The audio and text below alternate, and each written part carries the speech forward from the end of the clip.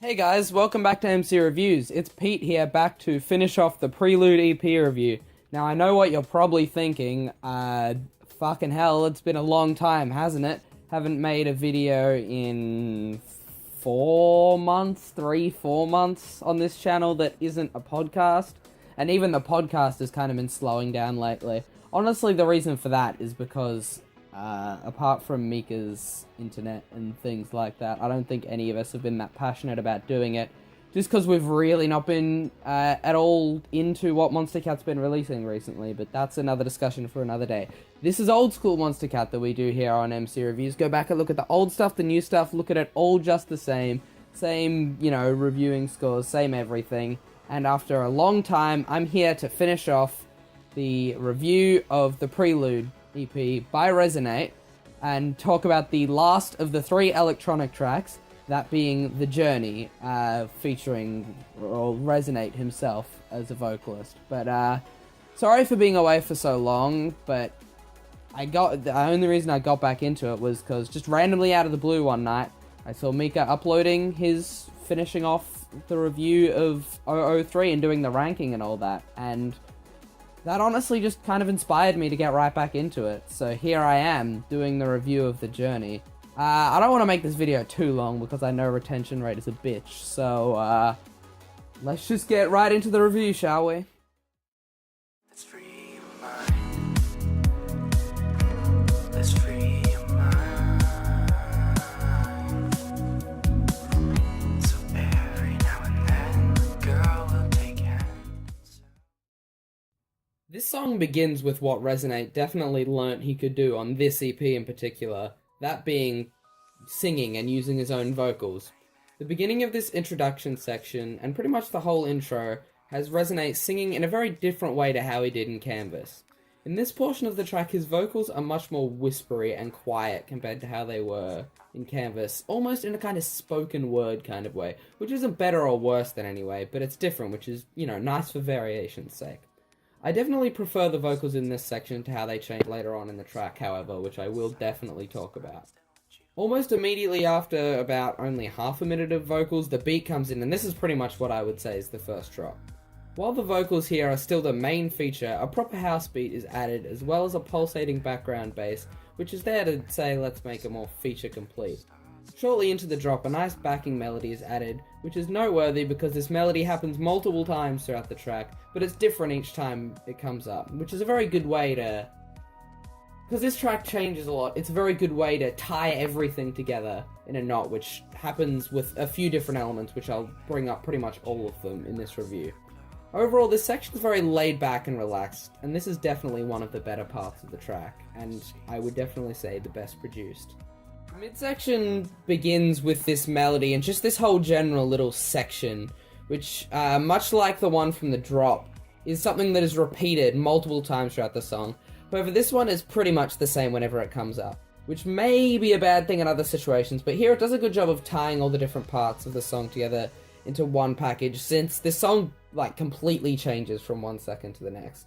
And there is different ways to do it. The thing I brought up before, the reason it changes so much is because it's in the drops that are completely different. But this thing that changes that doesn't really change here, it works to not change because it's a section that happens multiple times throughout the song and is like a whole section that ties it together, as opposed to one element which needs to fit into completely different parts of the songs. Anyway, the vocals come in again soon after, and the way Rezonate is singing has completely changed. The first time I heard this, I genuinely believed it was a different vocalist. That's how big the difference is. I wouldn't be surprised if Rezonate recorded those vocals 2 or 3 years before Canvas, because he sounded a lot younger, and like one of those Aaron Richards or Connor Schwetch, which is, that's a pretty specific example. That's the vocalist from Believe by Trivector, but it's like any of those young sounding vocalists that, kind of sound like girls at times. I don't want to be rude, but they kind of do. This part of the vocals is much worse to me, and while I can still tolerate them, they honestly sound quite amateur and are a massive departure from both the vocals in Canvas and the beginning of this song. After a short while, these vocals, along with a slight white noise build-up, take us right into the second drop. The second drop takes no time to slowly introduce you to all of its elements, and instead just throws you right in the deep end. It's filled with a lot of really cool stuff, like really nice vocal chops and a really cool bass guitar backing. The other main part of the drop is the melody from the first drop that I mentioned before, and said was one of the parts of the songs that comes up, more than once, and here's one of the other times it comes up. Once again, doing a very good job of tying together the different sections of the song. This drop is one of my favourite parts of the song, but if there's one thing I could have to criticise, it's the beat. While there's nothing wrong with the layout of the beat itself, it's just a standard house beat, my problem with the beat is that it just feels weak and has little impact or drive to it. It just feels like, instead of you don't always need a hard beat. I understand that this is trying to be a nice song, but it feels like here, it just lacks the ability to be much of a beat itself. It sounds more like a background thing. Regardless of that, however, everything else that's going on is also just really nice, but also kind of weird. Like the vocal chops that sound kind of choiry and hymny in a way, that kind of go up in the drop, which is, it's a specific example, and there's no way I'm going to try to impersonate it myself like I have in the past, but it's weird and bizarre, and I like that, and I would definitely say it's one of my favourite sections of the song, though it's kind of honestly not as well produced as the intro and first drop section. The second mid-section begins exactly as the first did. Like, literally in the exact same way. Like, it's a copy-paste of the bit that I told you earlier. It's exactly the same as. But shortly after that, very similar vocals to the first midsection are introduced. Once again, I'm not the biggest fan of this style of Resonate's vocals. This section mostly builds up towards the third drop, which is very much meant to be the climax of the song. As the vocals are happening, there's a few other small elements, like a piano melody and a background melody, but they're mostly filler, so I don't feel too strongly about them either way. One thing that is pretty damn cool in this section is the percussion in this section that really helps build towards the drop. It's mostly just a kind of drum thing that it's hard to describe. I don't know what the actual instrument's called, but listen to the intro of Awakening by Cryptex. It's a very movie trailer sounding thing. And it does a really good job of making a dramatic atmosphere, and as much as it's a bit weaker here, it still mostly works in the song's favour. Before the drop actually happens, there is a very dramatic pre-drop melody, which, feels quite typical of generic house, but is done pretty well. After this, a very quick and small build takes us into the third and final drop. As this is the climax of the song, the third drop has a much more dramatic melody than either of the drops before, as it sounds like what you would expect from house, just a little bit more stilted and separated by some decent vocal chops. Something that I didn't actually notice about this drop for the longest time is that it doesn't actually have a house beat. It actually has more of a breaksy style beat, which does make this drop more engaging. It's kind of all over the place. It's not 1, 2, 1, 2 at all. It's completely different, which is really cool. Also, in the main melody itself, it sounds like it has two layers, with one being, more typical housey synth, nothing special, but the other more interestingly, and I'm not sure if this is an actual thing or I'm just making it up, but it sounds like a layer of brass, which is quiet enough that it can only be heard sometimes, because it's especially apparent in the parts of the drop, where the melody has a bit of a downward slide to it, which is, things that brass instruments like the trombone are capable of doing, which is why it really sounds like that. I'm not sure if I'm imagining it. I don't think I am, but it's cool to have more than just a generic house kind of melody. But there's also a second half of the drop, which is pretty much entirely vocal chops, and pretty much in this whole drop in general, one of the things that actually holds it back quite a bit is the vocal chops. I really, really like the vocal chops in the second drop of this song, as I mentioned earlier, but there's just something about the ones here which I just really can't get into, so the second half of the drop, where it's pretty much entirely vocal chops, bores me quite quickly.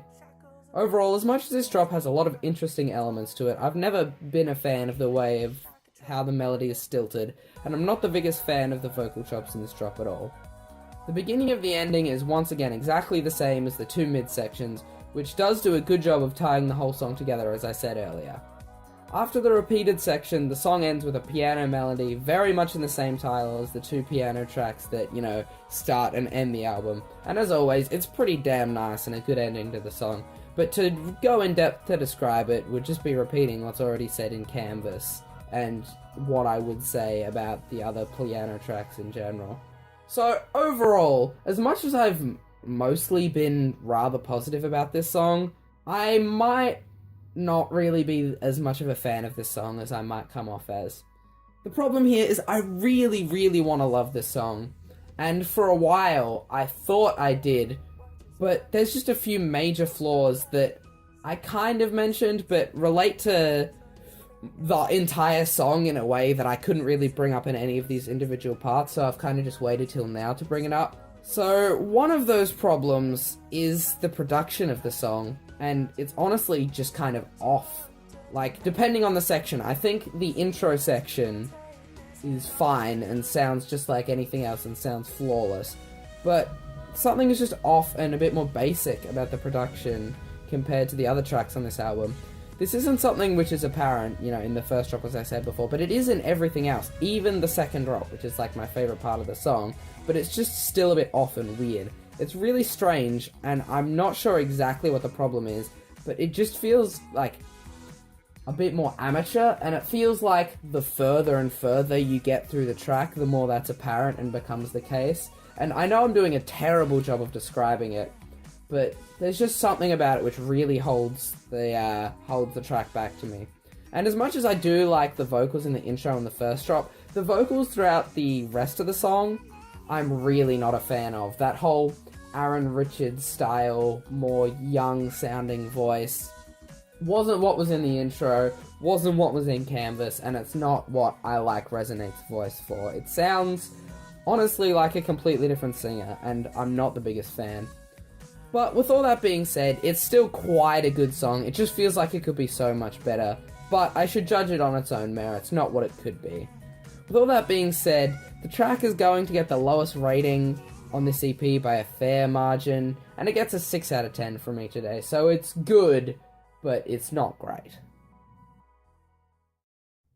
So now to talk about the EP as a whole. Overall, I absolutely love this EP.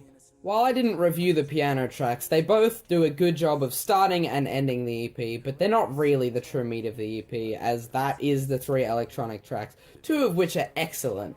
This EP just feels like Rezonate in his prime and in his peak phase, because Rezonate, I don't know if I've said it before, but I feel like he's an artist which has certainly gone through phases, starting off with electro in 4 and 6 with Lights and Pump It, moving on to a more melodic dubstep style phase, and then around this era, starting with, I think this starts with Lonely, he does a bit of everything, but instead of the genre being what defines the tracks, he kind of has a more personal and coherent sound in and of itself, and I think this EP is an encapsulation of the best phase and him at his absolute best. His sound and songwriting here is emotional, but it feels natural rather than forced, unlike what a lot of, you know, quote-unquote emotional generic house tries to do. Canvas is one of my favourite tracks on Monster Cat, and after reviewing Elemental, it's up there as well. That being said, The Journey is really not quite up to par with the other 2 tracks. It's a track that, for the longest time, I convinced myself that I liked it a lot more than I did, but sitting down and looking at it critically, I just don't love it. So overall, I'm going to give this EP a very well-earned 8 out of 10. If The Journey was up to par with the other 2 tracks, I would definitely give this a 9, but unfortunately it's really just not up to scratch, so it takes the EP down a pretty decent amount. So guys, thanks for watching the Prelude EP review, if you've watched all 3 episodes. Sorry that I was away for so long, but yeah, I don't have an excuse. I'm not going to try and excuse it. I kind of just lost the passion to do it, but here I am, back again. So, next EP is going to be, I've kind of I don't know if I'm still going to, this choice for the next one isn't random, but I don't know if I'm going to keep choosing them randomly. I'm not going to review remix EPs. This is just going to be normal EPs and LPs, but I've decided instead of doing an artist EP, I'm going to look at one of the Monster Cat compilation. It's more of a mini album, as it were, though this one is EP size. That being the Trick or Treat Halloween EP, which I think is from 2012. I've not really bothered to cite my sources here. It's not 2011, and I'm pretty sure it's not 2013. I think it was from Halloween from 2012. So I hope you guys will tune in for that, and thank you very much for watching, and I'll see you guys all in the next video.